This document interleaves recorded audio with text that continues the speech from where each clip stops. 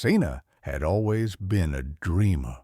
Even when she was little, she often wandered away from her village to watch the clouds drift over the golden fields. People would call her name, Sena, come back. But she rarely heard them. Her mind was always somewhere else, chasing whispers of worlds unseen.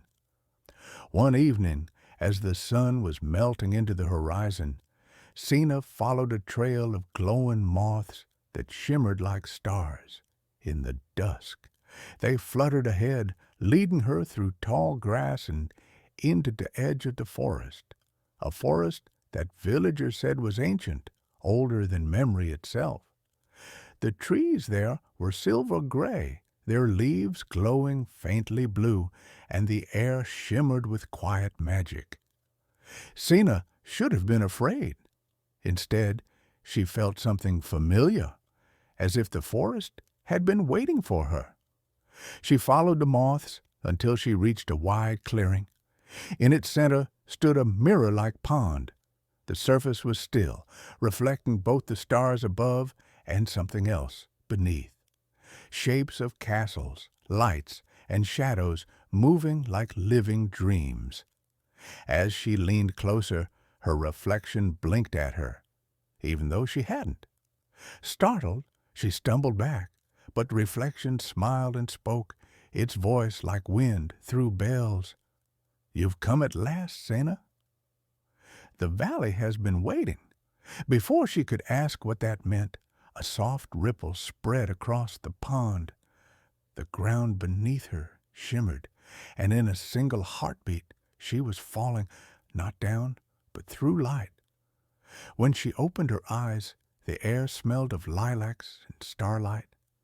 She was standing in a valley bathed in glowing mist. The sky above was violet and gold, with two moons hanging side by side. Strange creatures wandered in the distance, deer with crystal horns, birds made of petals, and rivers that sang instead of flowing. A voice spoke again, this time from behind her. "Welcome to the Valley of Forgotten Dreams." Sena turned. A tall figure stood there, neither man nor woman, with eyes like galaxies and hair that flowed like ink. Their clothes shimmered with shifting colors like oil on water. "Who are you?" Sena asked, her voice trembling slightly. "I am Leah," the figure said, bowing, "guardian of this place, the keeper of dreams that humans forget." Sena blinked. "Dreams that humans forget?" Lear smiled gently. "Yes, every dream that fades at morning, every wish left behind, every imagination lost to growing up, they come here to live on. But lately," they looked around, and the light in the valley dimmed. "The colors are fading. The dreams are disappearing."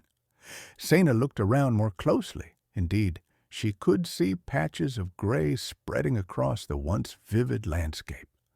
The singing rivers were silent in places, the flower birds drooping mid-flight. "Why?" Sena asked.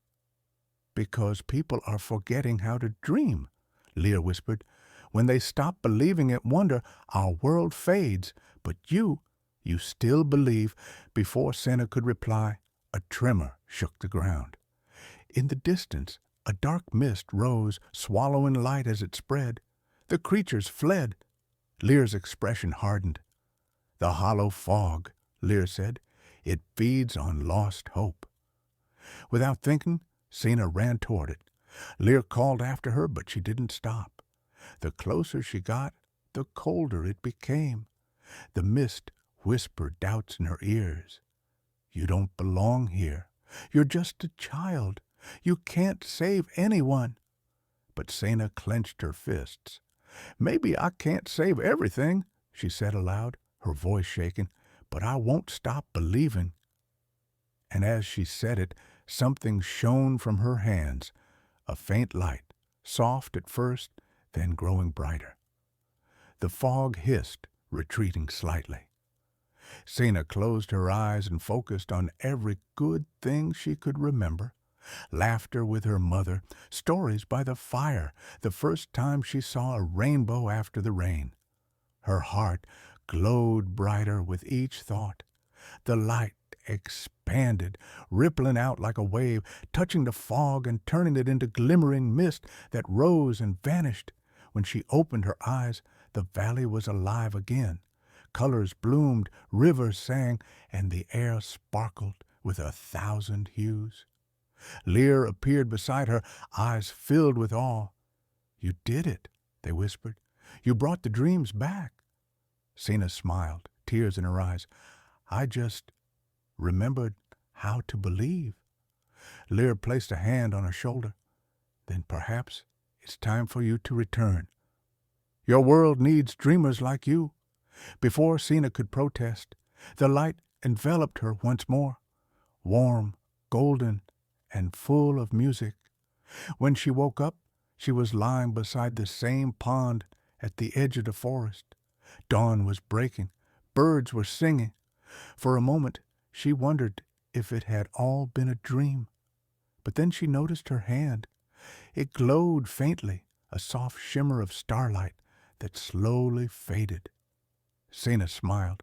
She stood up, looked at the horizon, and whispered to the rising sun, "I'll never stop believing."